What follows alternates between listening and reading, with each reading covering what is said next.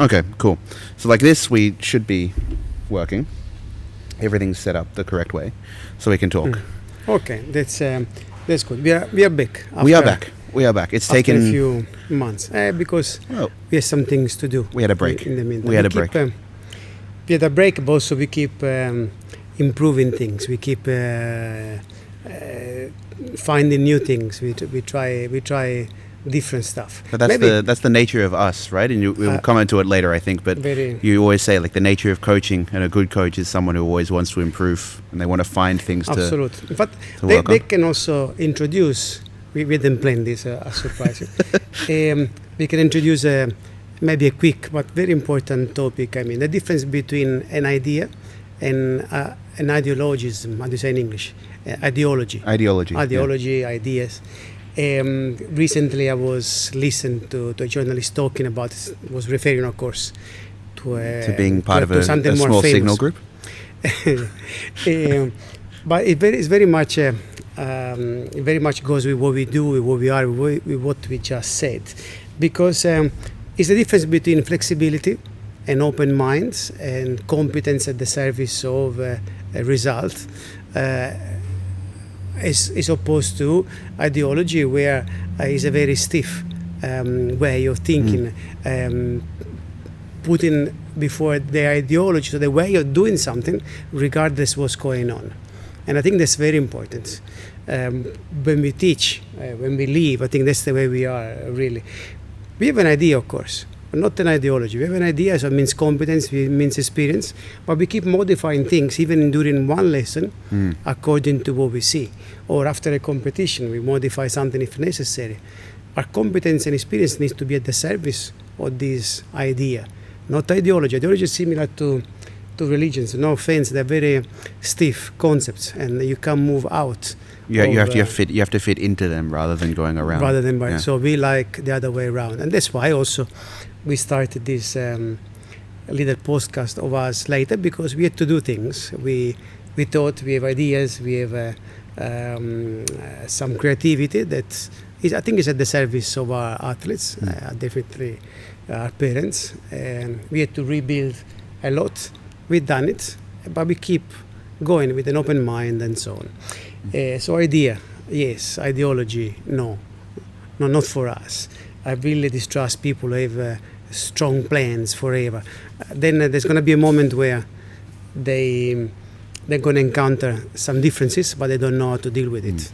So I want people with ideas, competence. Even down to how you coach, you've always said that you can. If you plan something, or you have your, I don't know exactly the right word. I think you use strategy. No, either strategy or tactics. But you said, like, if you plan something, it never works. It works for one touch, and then a good opponent goes over you, and then you get stuck. And that was one thing that, even specifically with fencing, as you've always said. It is very specific with fencing. I don't know this point of my life, if fencing has taught me to live, or life has been teaching me to fence. I think you famously make every possible analogy about fencing regarding life, and then about everything outside of fencing you make about fencing. My son says the same, but I believe the two things have been interconnecting, and even more recent facts, they've taught me that fencing has taught me a lot, because it's a sport, because it's real in his own soul. Is real. Sport is real. You can't be corrupt or dishonest in sport, but then people around sport very much usually are, especially where there is money or the idea of power, but that's another subject. So going back to us, yes, so we keep modifying things because we are different, and whatever happens is we got different people, different ages, different levels. In every lesson we think, how can we improve this person? How can we improve the group? Even just yesterday we introduced a new competition. Why? Because after 30 years of career, I still think how to improve all of them our own way. I don't need to copy the other ones, not because we know it all, but precisely the opposite, because we think, depending on the situation, then we need to use our knowledge and competence. Okay, let's move on then. Once we clarified ideas, yes. Ideologies, no. What do you think parents should look for, or because they want to be involved. They're the ones traveling with their kids. They're the ones spending money too. Or from your experience, what do you look for in the work that's displayed at a competition? I always look at the team idea. For me, it's too important as a coach, but fencers need to feel it too.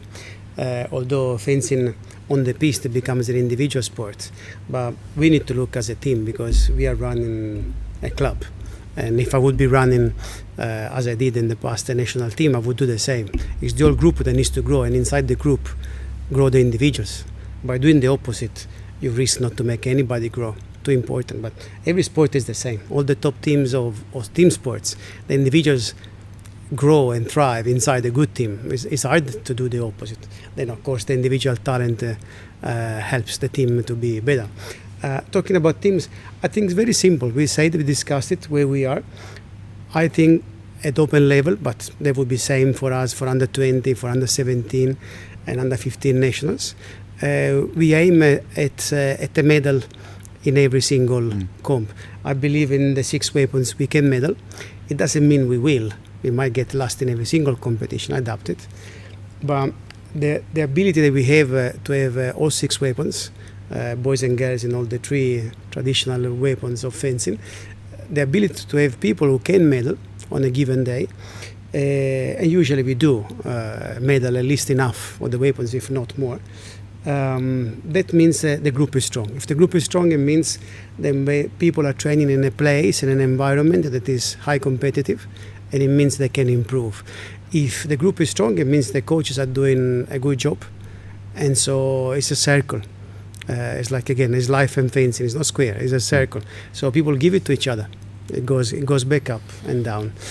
So we are a team who goes there very quietly. It's not a world championship, but it's one of the national comps where everybody needs to test the level where they are at. It's not going to determine anything specifically. I always say the only Olympic Games really is a comp we know tomorrow. All the others, including World Championship and Asian Championships, they have a tomorrow because the year after there is another one. Even more at national level where there is 5 plus national, 6 opens, plus some younger comps and so on. So the senior academy is going there, trying to medal in every single comp. Of course, even trying to win it. But we see, because it happens on many things. On the priority weapons, there's even more factors that depend on other people. On the no-priority weapon in EP, the factor is the unpredictability of the single touch, of the hitting the whole body with no priority. And you see even at world level is the most unpredictable of the weapon, which is a good and a bad thing at the same time, but it's just the way it is. So let's see. We go very quietly with ambition. We only have humble competence and honesty. We have a lot of work, a lot of sweating. It's been hot. It's really hot. It's been hot this month, so we've been sweating more than usual. But that's all we can do. We can only work. Yeah. Parents? Parents, they're beautiful. They are the supporting part of the sport, especially in a country like Australia, where until a certain age and maybe even further, parents are paying the bills. So that's very important. So they deserve to know, they deserve to understand. We always try to make them understand as much as somebody can understand a subject that is not their subject. I don't understand of medicine, I don't understand of plumbing, I don't understand of many things, hardly anything in fact. So it's hard sometimes to understand, but they deserve to understand a bit, and we try to explain, and maybe even this podcast is done to make them understand. We say just always stay quiet. Your part is to be parents, so parenting is already like a very difficult job. If you do that part, it's fine. Then trust us that we do the best job possible. And our philosophy is always the same. We try to slowly build the instinct of a fencer, either is a payfoil or saber, and according to their age, according to their talent and their qualities, slowly we grow up. History says that around 14, 15, our fencers become strong. The history that I bring also from my home country is something that happens. Sometimes I wonder myself, when I have a 10 years old who's not that strong, then improves later. All of our fencers do. without looking at the past where we got, of course, results here, also overseas. We are very confident that our young kids, even if they're going to an open comp, slowly they are building their resilience, their level. I saw that even in EP, we have a very young team. Most people are Under 17. Under 17, Yeah. with a couple of exceptions. And they're competitive. Of course, EP is a weapon where age matters. And many other factors, as we said before, matter. But again, they're competitive. We come back with some results from overseas. Yeah. Max Rovat, what did he do? Pretty amazing. At top 16 at the Asian Championships. And it was a good example of what you said, is that, Max has been part of the team, and he got one chance. I think he wasn't quite in the 4 on rankings, but he got a chance to go, and he took the chance. He decided that he was going to push as hard as he could, and it comes away with something pretty incredible as the first time to go overseas to make a 16. It was even like top 4 after pools, I believe. It was third after pools, I think it was. Yeah. So they did well. It shows that we give our contribute. We are a club again. It's not like we had the responsibility to win the world championship, but we build here athletes ready, even still now, ready to go overseas and do their part, even when they are young. I guess we can go on to the idea of, because it's a question that we get asked or we get faced with a lot, is the idea of, like, when you're trying to grow an athlete, people see all the different components, right? Because from the outsider perspective, they see, like, the physical training that we've done here, the matches, but there seems to be this focus a lot on the lesson, and increasingly the idea of, like, what if we go also to this person or this, and it's almost like the new style. It comes, I think, from the US, is the idea of, like, you're shopping and you can buying take a product. Yeah, you can take something from you can buy each coach. Different fruit shop, but since we don't sell pears or apples, have super dupers. Yeah, look, super dupers we do. We don't sell. We give them a lot this year. Kids now, they want it every single training session. Not just the kids. Not just I saw you last night. You had some. What color did you choose? I had the bubble gum, I think. I don't know. Okay, I think they're all the same with some coloring. But talking about shopping, we wrote something just there on our left, just above the coffee station. Just a way to suggest parents some things. And one of these kind suggestions, is avoid to bring your child to different coaches, because it doesn't work. Not because somebody's jealous. I mean, at least we are not. Definitely seems other people are not. They don't really care. They just go after the money.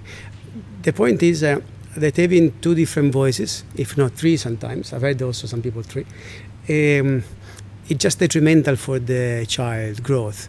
They don't know anymore how to listen. It's not like having 2 parents teaching 2 different things, and it can happen, but in a family it's normal. Maybe father and mother, or 2 mothers, 2 fathers, or whatever, they still going in the same direction, but possibly 2 coaches go in a different direction. And I can tell you that my mistake, but in the whole country, I don't see anybody does the same things that we do. Not better or worse, just different. There's something definitely not in New South Wales. They're going in a different direction than what we do. They prioritize other factors. What we do is a bit different. And again, not right or wrong, and not better or worse. But it's so different that if you choose to work also with another coach, you're just confusing the person. From the step, from the instinct, from the mechanical side, everything gets mixed up. And you don't want to mess up what somebody's learning. So that's one of the suggestions we strongly give to our parents. We are also telling them, some of them have asked us, what about I video my son was 7 or 8 years old, 9 years old, so at home I can teach him more fencing. It goes on the same line. I don't think they need another coach, and if they don't need a coach who's not a coach, that's even worse. Also, let them play at home. Let them do homework, whatever you think at home is. I don't think they're letting them do homework is an issue these days. No. If I anything, think they need. They're doing homework. I guess people say, "Can you tell my mom not to send me to tutoring?" And I put my word, but it's not the best. Yes, we don't need videos. That's another tool, very important, but at an older age, and let the professionals look after the videos, or let the fans look at the videos. I was going to say that we're seeing now, at least with our seniors, they're recording more and they're videoing Yes. a bit more. But I think it's important to understand, or at least to understand when you're looking at a video why we're doing it. I mean, if you think about, you record a match, we see it all the time. You record a match of 15 minutes, 20 minutes, right? 15 hits. You look at maybe one touch every 2 matches, maybe of one touch which is specific and might be something, and that's guys who are fighting at the top level of nationals, who are seniors and coming to coaches as well. And it's come from them. Yeah. They've asked, okay, can I do this now? And they do it. And some people have been doing it, but it's something that you build in time. Don't worry when they're children. Just let them play. There's not much to see, and definitely no point to discuss at home further fencing. It becomes boring. I can't discuss at home fencing. That was the first agreement with my son when he started fencing. We don't bring fencing at home. Already the car is out of the right time. And so as soon as we walk out the door, no fencing. And I don't believe in this parenting coaching. Sam, I don't believe that coaches should be parents. Everybody should do their part, and everybody should play with their own competence and their own experience. That's the part. What else did we write there? I think mostly beyond the videos or beyond suggesting not to get more coaches, we are also suggesting to let the fence quietly when they are in competitions. Don't worry about refereeing. And then again, who is going to understand if the referee is right or wrong? Definitely not parents. They just have to cheer for the kids and support them. That's I think it's a simple concept, really. And we don't have to feel guilty as parents if we don't do something extra. There's no extra. Already parenting is a lot. Children, all they want is a mother and a father. They don't need a coach, a tennis coach, a fencing coach, and it's not like other subjects. Some people told me, but I helped my son with maths. It's very different. The story. For if you cannot afford, or if you want to add some maths, whatever lessons time at home, you do it. But still, a math teacher, I think it would be better. Yeah. But anyway, moving on. Parents are just beautiful, and we just try to guide them through to this adventure, this pathway where the fences grow and the parents grow with them. But I think generally parents are very good, I must say. I think we've been lucky with the group of parents that have come through and have understood the. And I believe that they learn to trust us, and they're quite relaxed when they're here. One concept maybe related to parents, or maybe to the other things we said. Some people said that somebody a couple of weeks ago said, maybe you could be a bit stricter with my son, because having just fun might not be enough. What do you think about that? I'll let you. There needs to be an understanding that the kids need to. Well, it comes back to what you said 5 seconds ago. That kids need to be kids, right? There's a reason why you don't see an under 12 fencer look, or why we don't push an under 12 fencer to look like Chunkalung or Matsuyama, right? Because he's 12. Because he's 12, and expecting a 12-year-old to do like whatever the heck it is, like sprints in the morning or whatever. And who says that when somebody has fun, is not working hard? Who says that when somebody's fun, someone is having fun, it means he's not understanding what he's doing. Even the little competition that we did yesterday shows that the guys were enjoying it. They were bantering with each other, even in between rounds, and then they got on the piste, and all of them, you helped referee by the semi-finals. They were fighting each other, and they were not obviously with blows, but they were fencing with, if you want to call it, the intensity or the because they want to win. Because they want to win, and I think it's normal that if you're on the piste with someone, you want to beat them. And it comes gradually. In fact. But it grows with everything else that we do, yes, right? Exactly. It's the whole concept, and everything that we strive for here is to grow completely, but then grow as naturally. I think sometimes educators, either they're teachers or parents, they want to have a clear conscience, and so if you're forcing somebody, you think you're doing your job. course, forcing is like dictatorships. No, if you force somebody, most likely is the best way to lead in this sense. But it's not right because people are not free, and I think freedom is the most essential concept. We need to lead them free too. We guide them is different. Guide and convince your team is something much harder. Force them is easier. But I don't know what you get, especially in a sport where being free on the piste it matters so much. Yeah. This morning actually, I was watching some matches from the recent competition in Central America or South America actually. I think they moved it to Central America, but I don't know. Peruvian one? It was Peru, but I'm not sure if they actually fenced in Peru because there was a... Yeah, and then it ended up being... In Mexico, maybe. No, then Mexico was it Vancouver? I think it ended up being Vancouver or something. But it moved like 4 times in 2 weeks. But it was the banner was saying Lima. Yeah. Okay, but I thought they were not there. Regardless, I watched the foil, of course. For Italian, they got two in the 4 in each men and women. I think it was 1-2 in the men's. It was 1-2 in the men and 2-3 in the women. Japanese Gael won, the only Asian country who goes very much close to the Italian type of fencing. But regardless this part, I saw free people on the piste, including Kiefer. These are free people. The people are free. They can fence in many ways. The people, when you want to build a robot, it's going to be beaten by the free person. Of course, if the robot is super athletic, super intelligent, super talented, and the free person is useless, it doesn't work. But when they're even with qualities, there's no comparing. Fencing is so much this. That's why it's called is one of the open skill sports.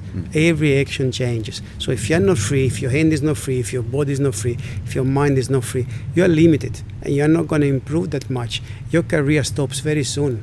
Just people don't see it and they're going to blame, God knows, the weather that somebody goes to 15 and that's it. We've had people that keep growing up 20, 25, 30. Its effect is there's 30 years of career behind and 16 we've done together. So let people free. But in freedom, of course, it takes longer. That's normal because if you force somebody, it's an easy choice. But we are not dictators. We are good leaders. Very, very different. All right. I think we covered a few things. Covered quite a lot. We got I think AFC is the one that we need to get through. Next one, and then because it's an event and because it's something we go there with almost full team. Right? Yeah, it's going to be about 15. It's a lot of long days, I think. Okay, 15. Sorry to leave you alone, but I know you can cover it all. And Michael is going to come for the Friday, right? Yeah, for the Friday for Sabre. So I think we are pretty covered. We go there, team, flag, colors. We got our tracksuit. We got our famous red T-shirt. Everybody likes it. It's very much... neither of us managed to wear today. Easier to see because we need to get a bigger size. I was going to say I'm keeping it clean so that when we go down it's... We need to get a bigger size. All right. Let's say bye for now. We meet soon. Let's see I guess next time will be... Before Nationals? Probably before Nationals, yeah, because this should be probably enough for two episodes. Probably, yes. Okay, thank you. Bye.